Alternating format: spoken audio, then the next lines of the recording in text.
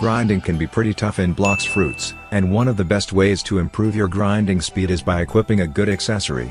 So in this video I'll tell you the top 5 best accessories for grinding, and I'll include one or more accessories for each C so it's applicable for everyone. So let's begin. Alright, so the Black Cape is a first C accessory, and can be bought for 50,000 money. To buy this accessory, go to the Marine Fortress Island and head to this watchtower. Then go down this ladder and you'll see this NPC who'll sell you the Black Cape. The buffs of this accessory are, plus 5% damage on all attacks, and plus 100 health and energy. Compared to other first C accessories, this is definitely the best. Also, I know I'm going to get a few comments saying, but Brugify, the cool shades is actually the best accessory for the first C. Although yes, the buffs are better, it is much harder to get as you have to defeat the cyborg boss, strongest first C boss, with only a 1% chance to get it. Also, since the boss is level 675, you'd also probably get it at around that level, which wouldn't be worth it since it'd get outdated fast when you enter the second C. But if you're down for it, go for it, as the buffs are better than the Black Cape, at the cost of much more grinding. Alright, so the next accessory is the Warrior Helmet, and you get this accessory as a reward for completing the Bartilo quest. You can only do the Bartilo quest once you're level 850 plus. I already have a video on how to do this quest so I won't go too in depth. But in a nutshell, you have to defeat 50 Swan pirates, the Jeremy boss, and then free the prisoners from the Colosseum. The buffs of this accessory are, plus 12.5% melee and sword damage and a 5% reduction of melee and sword cooldowns. Yeah, this accessory only buffs melee or sword and not fruit, so you might be wondering why I picked this accessory. Well, the reason for that is once you're in the second C, especially by level 850 plus, you better be using Buddha for grinding, as it becomes the best grinding fruit. Now let's move on to the next accessory, which is much more versatile. The next accessory is the Swan glasses, and has a 2.5% chance to be dropped once you defeat Swan V2. Swan V2 is a pretty unique boss, as you need to pay a fruit to unlock his room. To unlock his room, talk to this Trevor NPC located at the mansion above the cafe.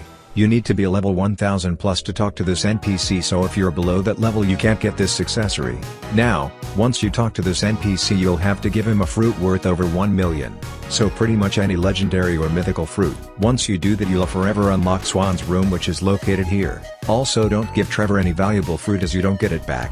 I recommend giving him the bare minimum such as Quake or Spider. The Swan V2 boss has a 2.5%, 1 in 40, chance to drop the Swan glasses upon defeat, so it'll most likely take many tries. Anyway, the buffs of this accessory are plus 25% movement speed, plus 8% damage, 8% lower skills cooldown, plus 8% defense, plus 250 energy and plus 250 health. Yeah, it's got tons of buffs, meaning it's also great for other purposes than just grinding.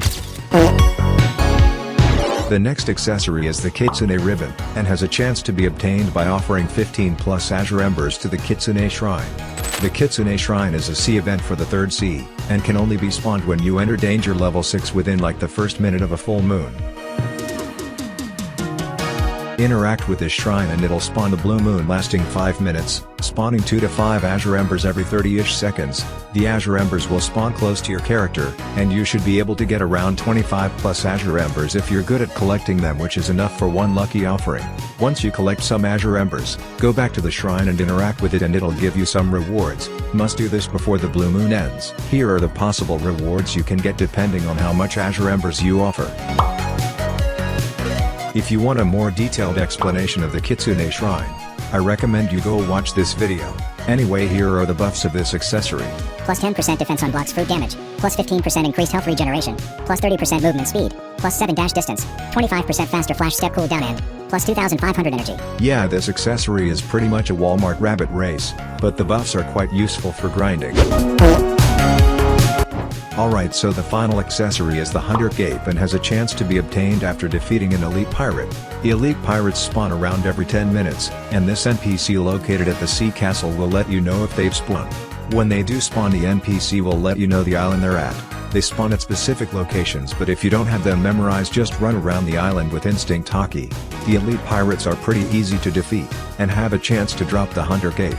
The buffs of the Hunter Cape are, plus 10% melee and sword and gun damage, plus 80% movement speed and plus 750 health. You can also get the bandana accessory from the Elite Pirates. The buffs are almost the same, but it's plus 750 energy instead of health.